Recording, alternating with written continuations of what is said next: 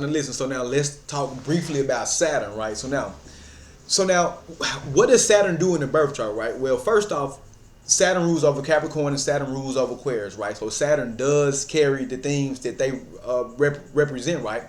So you gotta remember, Capricorn in and of itself is what status, right? You see what I'm saying? Excuse me. And then Aquarius in and of itself is what? Large organizations, rebellion, things of that nature, right? Yes, Saturn can definitely be rebellious. Remember, this is from the Vedic astrological lens. You might be in tropical, like, no, Uranus, that's some new age shit. We talking about the old shit. So, but Saturn in and of itself, right, represents organization skills, period, right? Because Saturn is the actual task master. Please understand that, right? So wherever Saturn is inside of your birth chart, remember, it is very karmic because Saturn is literally the planet of karma, right? So wherever Saturn is at in your birth chart, it wants you to structure and become more responsible in that area of life, right? And once you do the proper way, no shortcuts. Remember, Saturn is about long time delay. Saturn is delayed gratification. That's why Saturn is debilitated inside of Aries, because Aries want shit like that, quick. Saturn like, Think about it. Saturn debilitated inside of Aries, right? But Mars exalted inside of Capricorn. Mars is the soldier. Remember, the planets control the zodiacs, not the other way around. Mars is a soldier. But even Mars realized if I really want to get shit done for real, I do need to be more practical. I need to be more patient. I need to be, more careful. I need to be more precise. I need to be more practical. I need to be more structured. So when Mars going to Capricorn, you could think of that shit as like the actual army, right? Because you taking the soldier or just a warrior-like energy, and now you putting that shit with discipline, duty, responsibility, and structure. So wherever Saturn is inside the birth chart, that's what it wants. So like if you have Saturn inside of Virgo, more discipline with healthcare routines, real shit, right? More analytical and practical when it comes to what you do on a daily basis, right? Because remember, Virgo is the natural significator of the sixth house.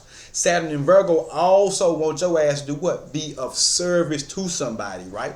And this can be from the medical field perspective. This could also be from the court perspective. This could be from any type of service-oriented type of job, especially depending on where the fuck your Mercury is actually at, right? But like, let's say you got Saturn inside of Gemini. Guess what? Structure communication. You see what I'm saying? Fix the way you talk to people, the way you speak. You see what I'm saying? Gemini energy in and of itself is also very curious and very intellectual, right? So Saturn inside of Gemini gonna make you compartmentalize those curiosities and shit.